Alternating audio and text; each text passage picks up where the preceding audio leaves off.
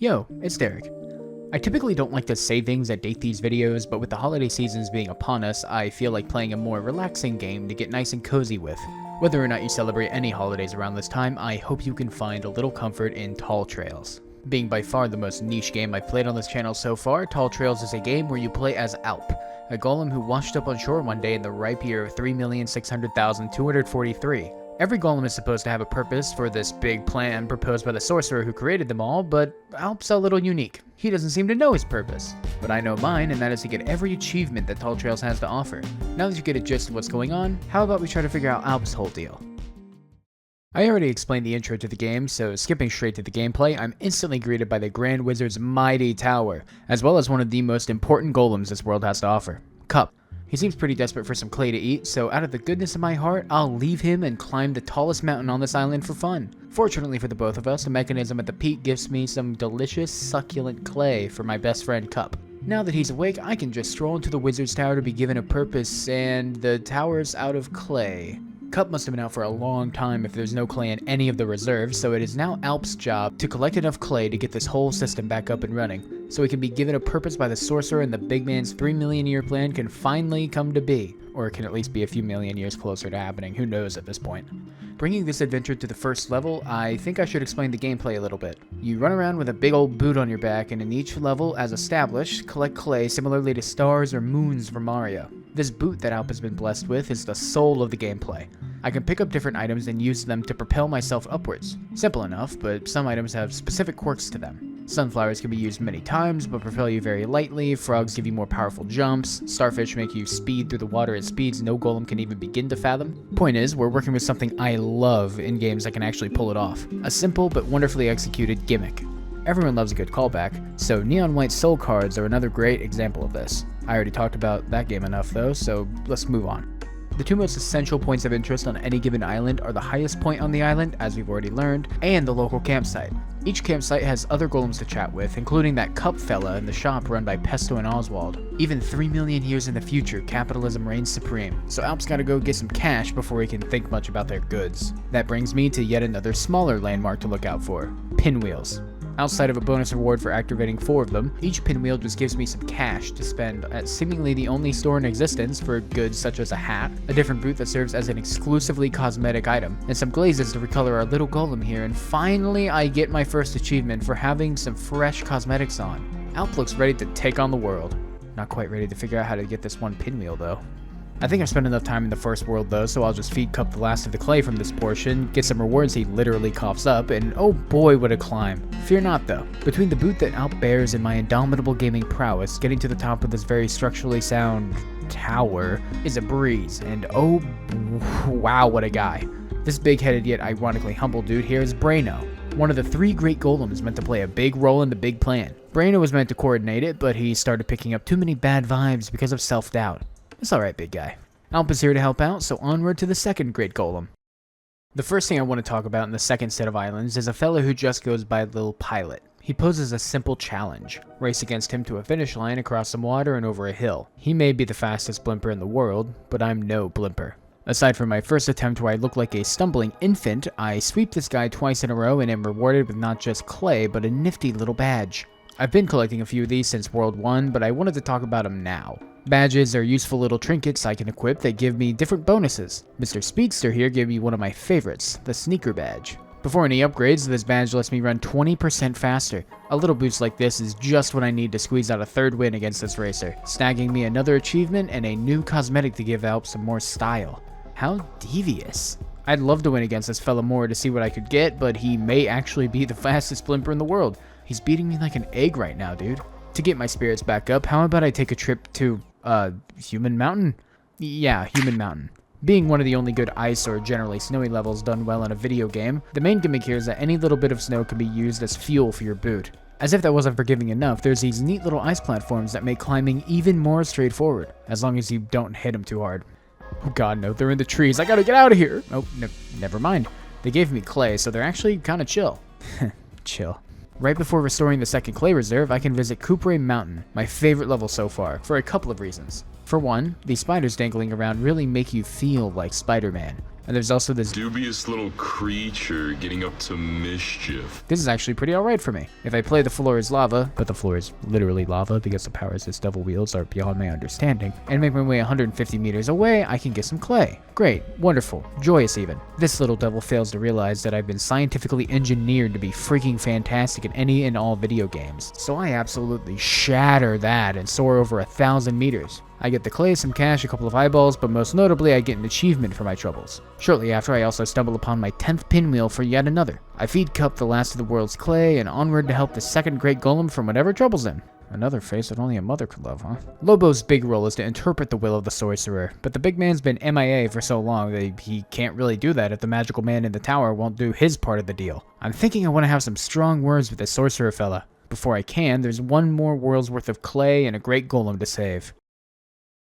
If there's one thing to note about World 3, it's the higher potential for speed. Right away, the game gives you landmines that can send you flying, and if used in tandem with the right badge or passive items, you're looking at quite a trip. Unfortunately, these firework-looking thingies don't send Alp as far as I'd like, but any transgressions by that item are entirely made up for by the best item in the entirety of the video game. The rubber grabber is the peak of world climbing technology, mixing wonderful speed in any desired direction and the ability to maintain that speed very easily. That trickster from before is here too, but he doesn't comprehend my glorious rubber grabby abilities and has no choice but to bestow upon me my rightful clay. Before I can feed Cup the last of the clay and wrap this all up, I have a few questions of various sizes. I think we're all curious as to why a real man from real life, give or take a few polygons, is one of the structures that are set around for my climbing convenience.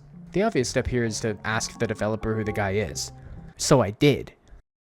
The businessmen are some random guys I found on Sketchfab. I'm the only dev and artist for Tall Trails, so one of the ideas I had to save myself some time was to grab 3D models from the internet and put them into the world as giant things to climb. I like that system a lot. That model in particular is Dennis. Apparently he's frequently used in architectural visualization. I made a number of TikToks about him and eventually decided to add him into the game. Now that we're aware of my vast influence and immaculate networking capabilities, how about I free Palmo here of his bad vibes? Palmo's strife comes from him feeling a bit bad about pinging some guys into space. But honestly, what does a hand to do but to ping some fellas? I can't blame the dude. Now that the clay reserves are all good and the great golems are all saved, I'm headed back to the Sorcerer's Tower to get Alp his wonderful purpose. All of his friends are here to cheer him on, but now there's nowhere to go except space! This final climactic level is more or less a straight shot to the Sorcerer's privacy dome with a few detours for pinwheels and whatnot. While playing basically any game, I tend to get curious as to what led the developer or developers to make the decisions they did, both in gameplay and the message the game runs with. This time around, I'm in a very fortunate position where I can just simply ask. So, gameplay-wise, Tall Trails started as an experiment in giving myself permission to make a bigger game that was exactly the kind of game I wanted to play. In particular, I loved Breath of the Wild's mountain climbing. I set out to make a game where you could explore forever and climb infinite mountains in a totally randomly generated world. Eventually, I decided it'd be a better game if I made the scope smaller, so I focused on 3 main worlds plus a randomly generated post-game. In terms of the story being about finding your purpose, that's a theme I've thought about for a long time. To me, the game is about truth. I believe truth and meaning are subjective, and there's not one right way to live your life. But that can be a hard thing to face. It sometimes makes me quite uncomfortable. So the story is that feeling. Alp goes on a journey where he experiences that discomfort. Alp wants an outside source of truth really bad, but on his journey, he's disillusioned. Instead, he sees a bunch of different golems, all with different perspectives, and he's left to figure out what to do for himself. It really does go without saying, but thank you to Brady Soglin for answering these little questions of mine for this video. It means a ton to me. Thank you, man. Having finally made it to the Sorcerer's Dome, Alp can be given his purpose by the one and only sorcerer. That's odd.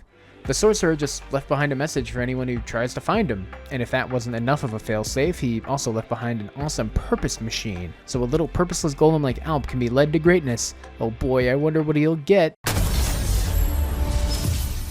Seriously though, all that work just for that?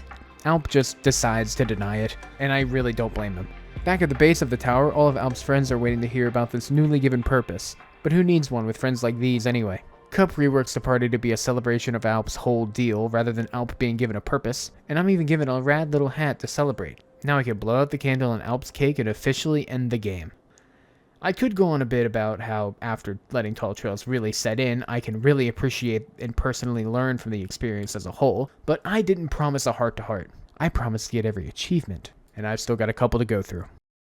Before I enter New Game Plus, I want to go around and finish everything I didn't do on my first go around. That includes basically just pinwheel hunting since I'm a bit dumb and missed a few. I also only figured out how these glass encased pinwheels work after beating the game. Literally just hit them at a high speed and they break like nothing. Or you can be awesome like me and activate one without even breaking the glass. A wonderful display of gaming prowess from yours truly. With the merit star I get from this pinwheel search, I can get my 5th level +2 badge. Equip all 5 and bam, just 4 achievements left. I also just completely missed an entire shop for cosmetics during my playthrough because I'm dumb and blind. By now, money isn't really a big issue for me whatsoever, so I can just buy whatever cosmetics I want. And if the same goes for you, then why not consider giving me some money on Patreon so I can make more videos like this? Anyways, it's time for me to enter New Game Plus since you literally can't get every cosmetic without playing New Game Plus a bit. I'm not very upset by that fact though, because Tall Trails has a pretty fun way of handling its New Game Plus. For starters, you're basically given a randomizer here. Each island is procedurally generated in a way that still feels organic even when compared to the handcrafted standard islands. If that wasn't enough reason to give New Game Plus a go, you're also able to get duplicates of badges. That sounds kinda broken, and the game knows that, but still lets you stack literally any badge you want and as many as you have, if you'd feel like getting the amount of badges you're looking for. I got very lucky and managed to find a mirror as my first duplicate, so I effectively have 3 of any badge I want. I went for running speed, but this can likely get out of hand very quickly. Anyways, I don't want to hold you here much longer. Basically, all of my New Game Plus playtime was doing what I did in my first playthrough. I was just buying glazes and other cosmetics I hadn't collected yet from shops, finding every possible piece of clay to satisfy Cup, and spinning every pinwheel I could find. Eventually, partway through World 2, a pinwheel reward gave me my final cosmetic, and I got every achievement in Tall Trails. Alp can rest easy with his awesome friends, and I can rest easy knowing I have one less game to complete. Well, actually, hold on, I'm forgetting one. Just give me a moment. Alright, that's better. Now I'm done here. What you see is what you get with Tall Trails. The part that matters is what you see. On its surface, Tall Trails seems like a simple, relaxing platformer with a light bit of collecting to keep Alp looking fresh.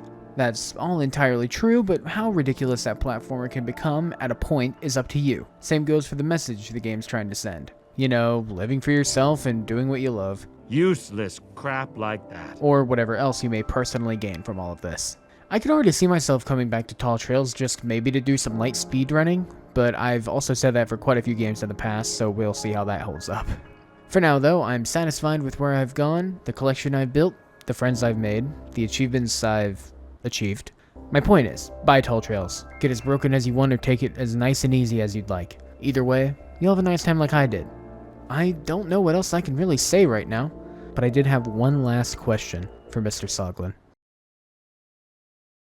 So I asked him for my third question, like a genie, what should I order from Taco Bell? Should be a spicy potato soft taco. Yeah, that's about all you're getting there. Potato, you got lettuce, you got cheese. I've never done this before, by the way.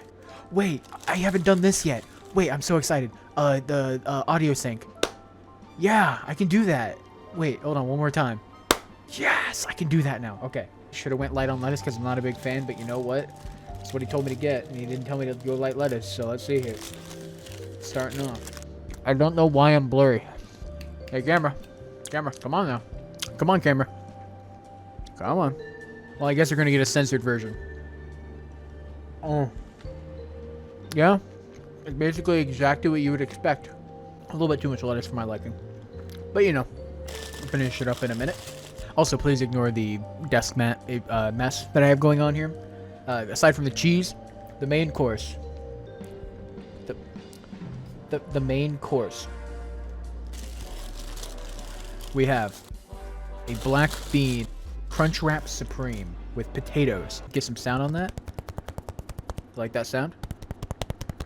You know, I've never understood the hype behind the crunch wrap supreme. I never really have. I mean, it's good. But like, I don't know. Oh, he did not tell me to get this. But I got a yummy lemonade. I'm gonna take a couple more bites, and then probably just send off the video here. And just to be sure you know, there are black beans on here, alright? There are black beans. Oh, if it wants to focus. There are black beans. There are also potatoes. Look at that. You get the idea. You get the idea. It's pretty good. Again, don't really understand the hype behind the Crunchwrap Supreme, but it's alright. It's, you know, I'm personally more of a grilled cheese burrito man myself, but you know what? Teach your own. Now that I'm about halfway through both of these items, Brady, I appreciate your recommendation. I don't think I would order these myself. Broadening my horizons is always fun. Buy Tall Trails again. Thank you all my patrons who I'm going to put right here, right here. Give me your money if you want, and talk about Taco Bell in the comments or something. I don't know, man.